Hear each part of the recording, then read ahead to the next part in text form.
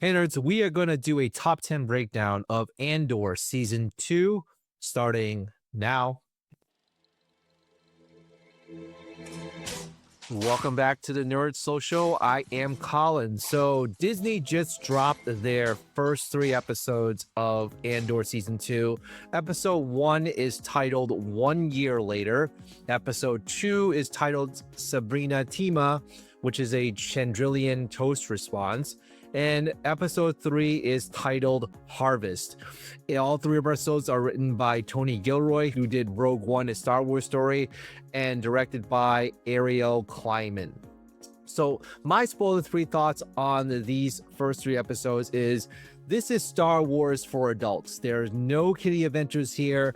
The galaxy is very cruel and very cold, and it has a lot of these types of adult themes centered on male fragility, a woman's place in a hierarchy, sexual assault, which was very surprising, and there were articles that were written about that already, primal survival instincts, and also undocumented immigrants.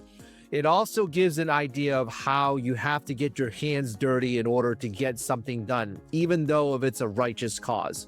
There's also this sense of menace that's all throughout these first 3 episodes, and it's very real and very raw. And it's not easy to form a resistance because there's a lot of different factions that are involved. It reminded me a little bit of Star Trek First Contact, where you had all these different factions fighting against each other. There's no government, there's no sense of structure involved, and they're all in disagreement. They don't have a clear leader, and that's really apparent all throughout these first 3 episodes. And finally, there's a brilliant weaving of storylines from the differing perspectives, those that are on the ground and those that are in the aristocratic class. All of them are heading towards a common goal of rebellion, although it's not as clear-cut as you saw in the originals, and also even in Rogue One.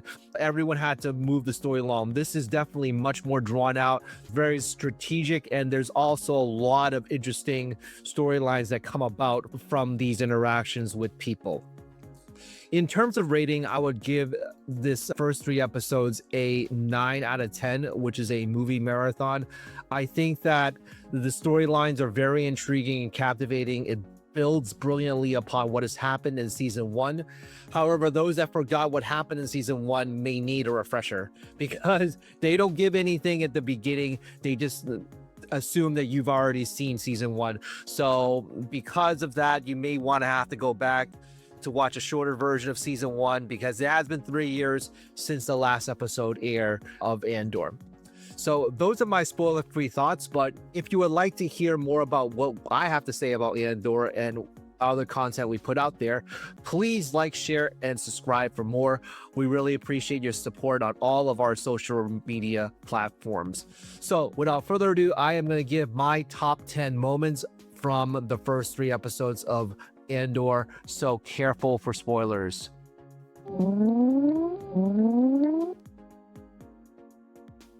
So we start off with number 10. Number 10 is very interesting because throughout these 3 episodes, because Luthen has been on this aristocratic planet, all these different allegiances and alliances toward the Empire and toward Rebellion, we really don't know who it is. So Luthen actually asked Kaia Marquy, his assistant, to try to set up communications because he wants to know what Andor is doing and where is he? Is he alive? So it's a very good type of subtlety that is at play here, where she's on the planet and she has no idea of how to communicate to Andor. And so what happened is that she had to go back to Coruscant to try to communicate with Andor, and the nice, interesting cat and mouse game of who's aligning, who is not, who is good, who is bad, is very intriguing all throughout. Number 9 is Sirill, the Doge Bro. I call him the Doge Bro because he obviously is all about efficiency. He's going to be further up my list, but you can definitely tell when I mentioned the spoiler-free part about the male fragility. He seems as though he's not well equipped to be in this position, but he got into this position because he got lucky, and that there were several things that transpired that made him get put into this position. And it really reminded me a lot of what is happening right now in our world with Doge and with a lot of the current Trump administration officials who are very similar, where they seem to be very unqualified and not really doing the job as they are, but is on the brink of doing something very stupid or incompetent. He is trying to hold on to any sorts of competence that he can, and it's very intriguing to see the development of his character all throughout the first season and also through the first 3 episodes of season 2. Number 8, Dedra's demotion. She saw it as though it's a demotion because of the projects that she's been working on. She gains the favor of Orson Krennic, who you saw from Rogue One, portrayed by Ben Mendelsohn. She has to find out what her place is, because you can definitely tell that the Empire is very hierarchical, and also the fact that women are not that involved in leadership. We saw that very much with Captain Phasma in the sequels, where she had to know what her place was in that hierarchy. And so she's still trying to figure out what that is. You don't really know whether or not she is going to turn. I have a suspicion that she is, but she's trying to say that, hey, I am not a DEI hire. I am here on my own merits and not on the whims of some individual. But it basically seems as though she is, because she was able to curry the favor of Orson Krennic. Number 7 on my list is the Tai Avenger. Now, this is a very cool piece of equipment, and we saw it at the very beginning of the episode that Andor was trying to steal the Tai Avenger, and it definitely has some great moments all throughout the 3 episodes. And this is one of the moments where Andor is destroying a troop transport. It was also one of the MacGuffins in the 2nd episode, where there's a standoff between 2 factions. For number 6, menacing Stormtroopers. Stormtroopers are not a punchline in these 3 episodes. They seem very menacing and very intimidating all throughout.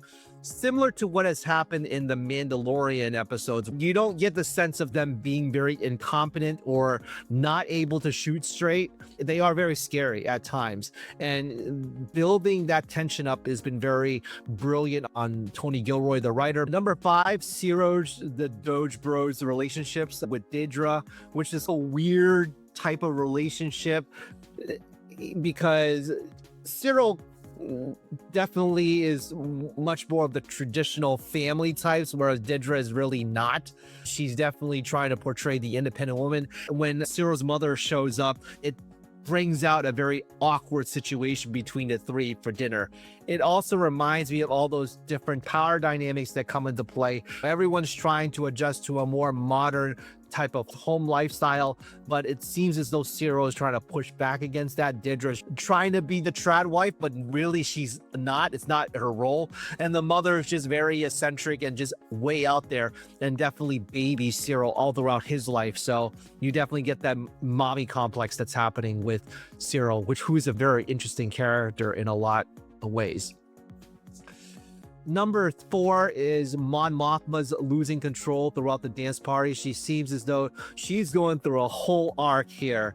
She doesn't know the allegiances of her husband. She is questioning her allegiance with Tai, who is a co-conspirator with the rebellion. There's all these different aristocratic machinations that are involved, and she seems as though she's lonely, because even her daughter, who's being celebrated here at her wedding, is becoming more alienated from Mon Mothma. So this whole dynamic of her then at the end of episode 3 losing control through this disco dance music was really fascinating to see. Her maybe getting her hands dirty, plunging herself into the rebellion fight, and not giving a care in the world as to what's happening, what's going to happen, what are the consequences of it, because she's trying to hold on to this facade, and then at the end of the episode she's like, I'm just going to let loose and go after it. So we don't really know what's going to happen in the next few episodes with Mon Mothma and how she descends towards rebellion. Number 3 really shocked me with Vix's assault. You saw some of those echoes in the beginning of the episode with the Imperial officer being very persuasive toward her, and she's saying no, and then the Imperial officer then full-on assaulted her. And I read an article about this, and so the actress who portrayed Vix definitely spoke about this scene and gave all the credit to all the actors and all of the stunt people that were involved in this scene, and also to talk to people that survived sexual assault and torture, because there was a very awful scene in season 1 where she was tortured. I was not shocked of the act, but more so shocked that Disney allowed her to say what she said at the end of the assault. It's definitely very shocking what they're putting out there right now with the level of violence in Daredevil Born Again, but then dealing with themes of sexual assault and also with torture is something that has to be done very carefully, and it has to be addressed as well in a very delicate way. And I think that they did a very good job of doing that. It does give me a lot of questions as to whether or not this is the right direction for Disney. I'm not really sure how people will react to it. We'll see what the response would be in terms of the ratings. Number 2, another touchy subject that they brought upon is the undocumented with no visa scenario, where a number of these individuals, including Bix, is undocumented. It's been in the news a lot with deportations and detainment. Some people call it kidnapping and without due process. So there's a lot of things that are going on with that aspect as well. They really just said it, they didn't really do it. And so I think that they didn't want to push the envelope there, but it would be very interesting to see how they would portray this issue if it pushed to that point, to reflect upon what's currently going on and they were able to play it out. This was filmed about a year ago, so there's a lot of themes that are coming about that are very relevant to present day, and it's just fascinating for me that the fictional show gets a rip from the headlines treatment, first with Daredevil and now with Andor. And then finally, number 1, because we spend so much time focusing on the other characters like Mon Mothma, like Bix, like Sirro, the focus has not so much been on Andor. I think that Andor has been one of the storylines. He's definitely the main character because he's on the title card, but his journey has been very fascinating as well, because he escaped the Imperial facility with the Tai Avenger. Then he gets into this Lord of the Flies survivalist mode where he's captured and these two factions are fighting each other, and it's just very brutal as well. And you see some of the very darker elements that are involved with survival. And so, of course, it's Disney, that they're not going to push all the way through where they're eating each other and being cannibalistic, but there are definitely movies that has done that in the past. And then him escaping it and then reuniting with Bix at the end of episode 3, which brings forth a very interesting journey all throughout. And we know that each of these 3 episodes supposed to span 4 years. The first 3 episodes is going to be 4 years before the Battle of Yavin, then it's going to be 3, 2, and 1. So we'll get to see some of the progression at play. And we saw that from season 1 was basically a whole year that had happened. And that's why episode 1 was titled 1 year later, because they just gonna to fast forward a little bit of all the different interactions that Andor has had. Definitely, it's not his show per se. It's more of these vignettes of all these different characters that is part of the Star Wars world on the brink of rebellion, but it's done very brilliantly. And I think that his storyline is going to be very interesting coming forth in the next few episodes.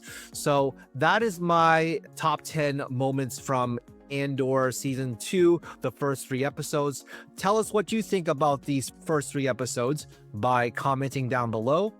Like, share, and subscribe for more content like this. And we will see you in the next video. All right. Take care, everybody.